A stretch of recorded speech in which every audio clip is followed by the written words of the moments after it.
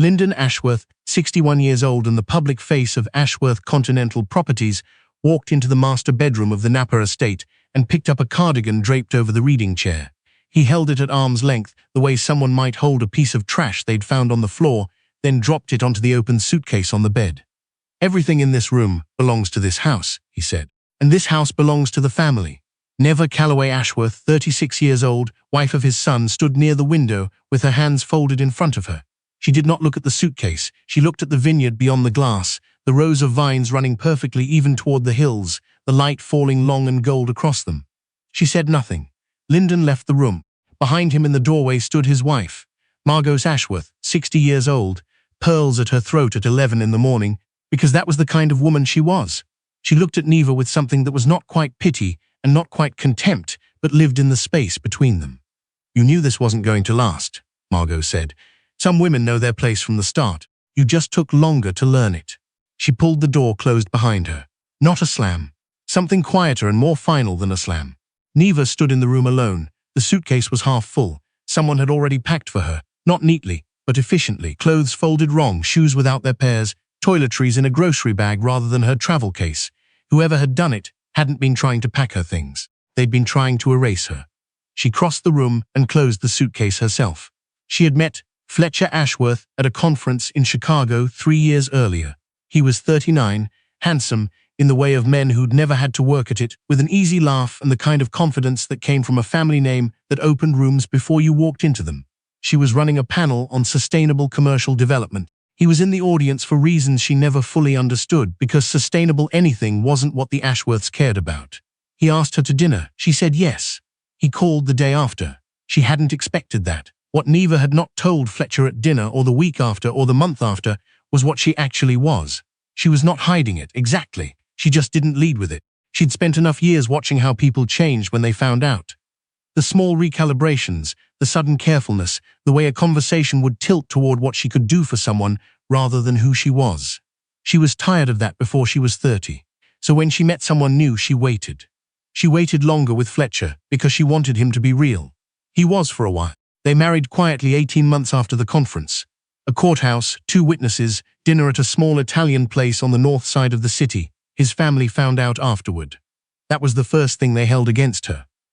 The second was that she didn't come from anything they recognized. Her mother had been a seamstress in Cincinnati. Her father had repaired appliances until his hands gave out. The Ashworths had a portrait gallery on the 2nd floor of the estate. Neva had come from a 1-story house with aluminum siding and a chain-link fence around the yard. Margot had said once, during one of those dinners where everyone was pretending to be pleasant, that she imagined Neva had worked very hard to get where she was. She said it like it was a diagnosis. What none of them knew, what Neva had not told Fletcher until 14 months into their marriage, on a night when she realized she either trusted him or she didn't, was that Neva Calloway was the sole private shareholder and founder of Calloway Group Holdings, a commercial real estate investment firm that had, over the past 11 years, quietly accumulated ownership stakes in 14 major mixed-use developments across the eastern seaboard. She had started it at 23, with money she'd made flipping distressed properties in Detroit during a year when no one else wanted to touch them. She had reinvested everything. She had never taken a salary above what she needed. She had built it in the way of someone who didn't want to be found, methodically, patiently, with more interest in what the thing could become than in what it said about her right now. Calloway Group Holdings had a current portfolio valuation that her accountant had put at just under $900 million. Her accountant also handled the accounts of Ashworth Continental Properties, which meant her accountant knew something Neva had known for almost a year. Ashworth Continental Properties was not worth what the family believed it was worth. A series of bad development bets in the mid-Atlantic market, a failed mixed-use project in Baltimore that had cost them more in carrying costs than they'd budgeted, and a line of credit that had been refinanced twice and was now sitting at terms that would become catastrophic at the next rate adjustment. The Ashworth family thought they were sitting on $300 million in equity. The real number, adjusted for current liabilities, was closer to 60. Fletcher knew some of this, not all of it. He knew the Baltimore project had underperformed. He didn't know how bad the credit situation had become, because Lyndon had been managing that information the way families manage secrets, in plain sight, in language designed to obscure rather than explain. Neva had not told Fletcher what she knew about his family's finances. That was the thing she would question later, in quieter moments. She had believed she was protecting something. The marriage, maybe, or the version of Fletcher she had married. Before the family started working on him. The working had taken about a year. It hadn't been obvious at first. It rarely is. It was small things. A dinner she wasn't invited to. A comment Fletcher relayed without seeming to notice how it landed. A change in the way he spoke about her work that she could only describe as a softening of regard. He started referring to Callaway Group as her project. He started using the word busy to explain why she wasn't at family events she hadn't been told about. And then there was Radley. Radley Wentworth was 34 years old and the daughter of one of Lyndon's oldest business partners. She had grown up in the same orbit as Fletcher, gone to the same schools, had the same reference points, knew the same rooms. She had a way of making Neva feel like a guest in her own marriage, not through cruelty, but through the casual ease of belonging that Neva had never been able to perform convincingly because she'd never belonged to anything like the Ashworths. Neva became aware of Radley as a specific problem on a Tuesday evening when she came home from a site visit and found Fletcher on a call that he ended too quickly. She didn't say anything. She watched, instead. She was good at watching. She had been watching since before she knew what she was looking at. Over the next 2 months, she collected the way she collected data on any investment, patient, systematic, without letting what she wanted to be true distort what she could actually see. By the time she had enough, she didn't feel the way she'd thought she would feel. She felt something flatter, something close to the feeling of opening a file on a property she'd been warned about and finding that the problems were exactly as bad as reported. No surprise, just confirmation. She made an appointment with her attorney, a woman named Gail Dunmore, who had handled Callaway Group's legal work for 8 years. She told Gail she needed to understand her options. Gail asked her to give it 30 days before making any decisions. Neva said she had already given it 60. What she didn't do was confront Fletcher. Not because she was afraid of the conversation, but because she had already understood something. The confrontation would not change anything. Fletcher was going to make the choice he was going to make. Whether she forced the conversation now or later, the outcome was the same. What differed was the timing. And the timing mattered to her because there were things she needed to have in order before anything became official. She spent the next 3 weeks very quietly. She closed 2 files she'd been working on. She moved certain structures at Callaway Group from informal to formally documented. She had several conversations with her accountant. She did not tell Fletcher she was doing any of this. She was not building a trap. She was simply building a record. The weekend in Napa had been Fletcher's idea. A family weekend, he'd said. His parents had been asking for time with them. It was important. He wanted her to try harder. She had agreed. She had packed her own bags, arranged her own transportation, cancelled a Thursday meeting to make the timeline work. She had tried, on that drive through the valley, to remember what trying had felt like at the beginning. When she'd wanted to make it work, she'd believed that wanting was enough. The first evening had been civil. Lyndon had asked her about the real estate market with the tone of someone making conversation on an airplane. Margot had talked about the Baltimore project in terms of temporary adjustments and market corrections. Fletcher had sat across from Neva and looked at the tablecloth more than he looked at her. The second morning was when everything moved. Fletcher came to the room where she was reading and sat on the edge of the bed. He didn't look at her. He looked at his hands, which told her what was coming before he said a word. "I need us to talk about the post-nuptial agreement," he said. She set her book down. "All right, my father's attorneys have drafted something. It's designed to protect the family's assets, the estate, the business interests. Given how things have been between us," he started again. "It's something my parents need from me, a formal separation of assets, so that in the event of a dissolution, everything stays within the family structure." Neva looked at him. "You mean so that I can't make a claim on Ashworth Continental?" He didn't answer. That was its own kind of answer. "And you want me to sign this?" she said. "I want us to talk about it." "That's not what you said." A silence. "My attorney will need to review anything before I consider signing," she said. "Of course, I just wanted to tell you myself before." He stopped again. "Before your father did," she said. Fletcher looked at her then, and she saw something in his face that might once have been the man she'd married if she squinted in the right light. But it passed quickly. "There are a lot of people counting on the stability of the family business," he said. "My parents, the staff, the investors. If things between us don't work out, I can't let that affect them." "The staff," she said. She said it quietly, with no particular tone. "And the investors. And Fletcher." She said his name evenly. "You can have the agreement prepared. I'll review it with Gail, but I want you to understand that I'm agreeing to look at it, not to sign it." He nodded. He seemed relieved, which she found interesting. People always mistook the willingness to discuss a thing for the willingness to do it. He left. She picked up her book. She did not read. The postnuptial agreement arrived the next morning via courier, 14 pages, drafted by the Ashworth's family law firm in San Francisco. She read it once, quickly, then called Gail on a secure line. Gail had read it by noon. She called back. They drafted this without doing a complete asset review, Gail said, which means they only protected what they know about. They've been very thorough about the estate, the company shares, the business accounts. But there's no mention of Callaway Group, because they don't know about Callaway Group, Neva said. Or they know about it and they've decided it's separate property, which it is, Neva said.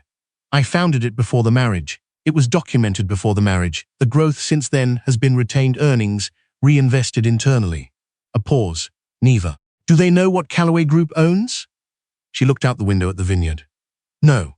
Gail was quiet for a moment. All right, before I say anything else, are you certain about what you want to do here?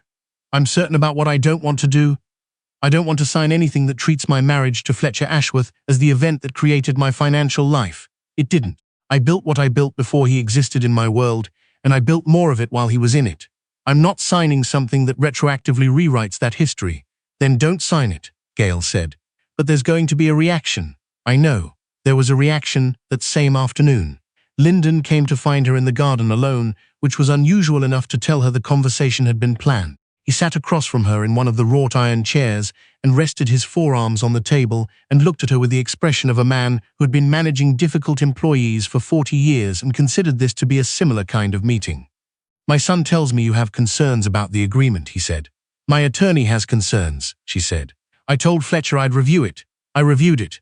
The agreement is standard, Lyndon said. It protects the interests of a family business. That's not unusual. It may be standard for your family. It's not standard for mine. He tilted his head slightly. You don't have a family business. She looked at him. I have business interests, Lyndon. They're mine. They predate this marriage. I'm not inclined to sign an agreement that could be used to characterize them as marital assets I'd be entitled to walk away from. You're being advised by someone who doesn't understand the full picture. Gail has handled my legal affairs for 8 years. She understands my picture very clearly. She folded her hands on the table. What I'd like to understand is the full picture of Ashworth Continental's current financial position, because from what I can see, the reason for urgency around this agreement isn't about protecting the family, it's about limiting exposure. Lyndon's expression didn't change. That was a practiced stillness, she recognized. She'd seen it in investors who were about to tell her a project was doing fine. Our finances are not your concern, he said. They became my concern when your son asked me to sign a document that implies they might one day be my liability. She stood. I'm not signing the agreement, Lyndon. If Fletcher wants to discuss next steps, I'll be available after dinner. She walked back toward the house. Behind her, she heard him stand. The conversation after dinner was not with Fletcher alone. It was with Fletcher and Lyndon and Margot's and a phone on the table that connected to the family attorney in San Francisco. Neva sat with her back to the window and waited for them to begin. They began with reasonableness. Then they moved to pressure. Then, when neither of those worked, Lyndon said the thing that had probably always been coming. We've built something here that's worth protecting, he said, and we're not going to let it be dismantled by someone who married into this family with no intention of becoming part of it. I married Fletcher, Neva said. You married the name, Margot said, and you've been treating it as a resource ever since. Neva looked at Margot carefully. What resource? I have not taken money from this family. I have not asked for anything from this family. I have supported my husband's work, attended events I wasn't invited to, and maintained patience for longer than most people would. Fletcher, who had been quiet throughout, said, Neva, please. She looked at him. Please what? He couldn't answer. He looked at his hands again. The attorney on the phone suggested they table the conversation until everyone had more time to reflect. Neva agreed. She went upstairs and lay on the bed in the dark and thought about the vineyard outside the window, about the way the vines ran clean and didn't care anything about what happened in the house above them. The next morning, she called Gail again. How quickly can you prepare the filing? She said. Gail said, I've had it ready for 2 weeks. What happened in the following 10 days happened in the way of things that have been a long time building, quickly, and without drama, and with the particular quality of inevitability that comes when a structure has been weakening for long enough that its collapse looks sudden only to those who weren't watching. The filing was for dissolution of marriage, initiated by Neva through Gail's office. Standard, clean, nothing inflammatory. Fletcher received the papers on a Thursday. Neva was not present when he got them. She was in Boston reviewing a development she'd been watching for 3 months. What she heard from Gale in the days that followed was this. Fletcher had signed. His family had wanted him to contest. He had declined. The Ashworth's attorney had reached out to make an offer, a settlement figure that suggested they believed Neva's assets were limited to her salary and whatever small business interests they'd guessed at. Gale had declined on Neva's behalf without providing any additional information.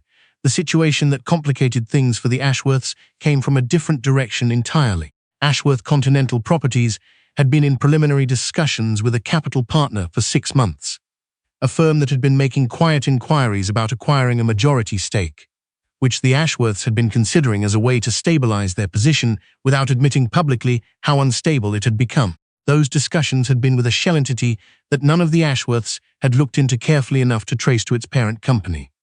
The parent company was Callaway Group Holdings. Neva had not orchestrated this. She had been tracking the Ashworth portfolio as a distressed asset for the better part of a year. Before she understood the full extent of the problems, before she understood what the Baltimore carrying costs had done to their credit position, before she'd sat in that dinner and watched Lyndon talk about market corrections, with the ease of someone who believed the word correction implied something temporary. She had watched it the way she watched all distressed assets, with interest, without attachment, with the patience of someone who understood that the right moment to act was rarely the first moment you noticed something was wrong. She had not told Fletcher. She had not been able to find a version of that conversation that didn't end the marriage faster than the marriage was already ending. When the capital partner discussions fell apart, which they did, when the Ashworth's due diligence team finally traced the shell entity back to Callaway Group and understood what they were looking at, Lyndon called her directly. He called her on a Tuesday afternoon. She was standing in the parking garage of a development she'd just toured. "You've been watching us," he said, not as an accusation, more like a man reading a document he hadn't expected to have to read. "I've been doing my job," she said. "You were going to buy us. I was evaluating a distressed portfolio. That's what I do." A silence. "Does Fletcher know?" "No," she said. "Fletcher and I are not in contact about business. We're barely in contact at all." Another silence. Then Lyndon said something she hadn't expected. "How bad is it?" She stood in the parking garage. The structure smelled like concrete and exhaust and old rain. She thought about the honest answer and what it would cost her to give it. "Bad enough that you need capital," she said. "Or a restructure.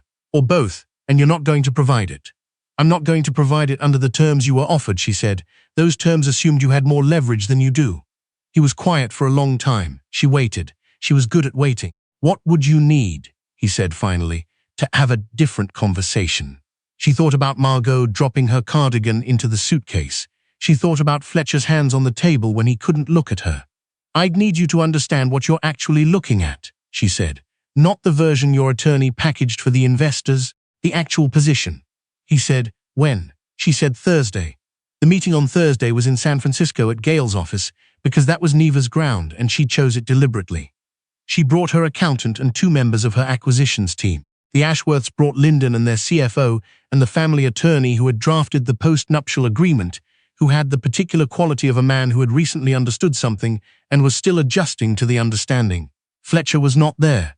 The meeting lasted 4 hours. Neva presented the actual state of Ashworth Continental's portfolio, the adjusted valuations, the credit exposure, the carrying cost projections on Baltimore. She did it without editorial. She presented it the way she presented any distressed asset to her team, clearly, completely, without softening the numbers in ways that made them less useful. Lyndon sat across the table and listened. He was quieter than she'd ever seen him. The CFO kept looking at his own documents and then at hers, as if hoping the comparison would resolve differently on another attempt. At the end of the presentation, Lyndon said, "What do you want?" She said, "I want you to understand that I have no interest in destroying this company. The employees, the investors, the contractors, they didn't make the decisions that created this situation. I don't see them as leverage." "Then what do you want?" he said again. "A fair deal," she said. "The same deal I'd offer any other portfolio in this position. Equity stake in exchange for capital infusion and restructuring guidance, clear documentation of terms, no family override provisions, decisions made on business merit, not on what the Ashworth name has historically been worth, because historically isn't the relevant time frame anymore." He looked at her for a long time. "You could have just walked away," he said. "You didn't need to sit in that room." "No," she said. but I think you needed someone to sit in it with you. The terms took 3 more weeks to finalize. The Ashworths accepted them, not because they wanted to, but because the alternative was a restructuring that would have been involuntary and significantly less favorable. Margot never called. Neva did not expect her to. Fletcher called once, 6 weeks after the divorce was finalized. It was a Tuesday. Neva was at her desk in the Chicago office, the window behind her throwing afternoon light across the surface. She saw his name and let it ring twice before she answered. I didn't know, he said without preamble, about any of it, the capital discussions. Callaway Group, I didn't know. I know, she said. I should have told you. He stopped. I should have been honest with you about what was happening with the company. With my father, with all of it. She didn't say anything. She'd learned long ago that when someone was saying a true thing, the kindest response was to let them finish. I think I believed that if I kept everything separate, it wouldn't be real, he said. What was happening with the business? What was happening with us? I thought if I kept them in different rooms, it would be easier to manage. It doesn't work that way, she said.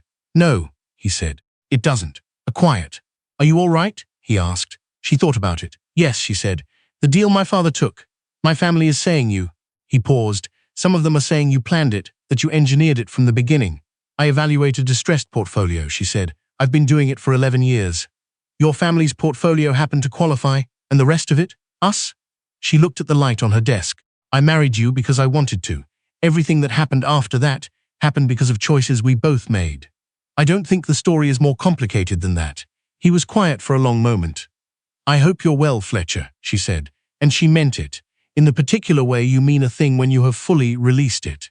He said he hoped the same for her. He said it carefully, like someone choosing each word because they mattered. After she hung up, she sat at her desk for a minute. Through the window, Chicago spread out in every direction, grey and enormous and indifferent to all of it. She had built something in this city, quietly, without asking anyone's permission, without needing anyone to see it, until she was ready. The afternoon light moved across her desk. She pulled the next file toward her and opened it.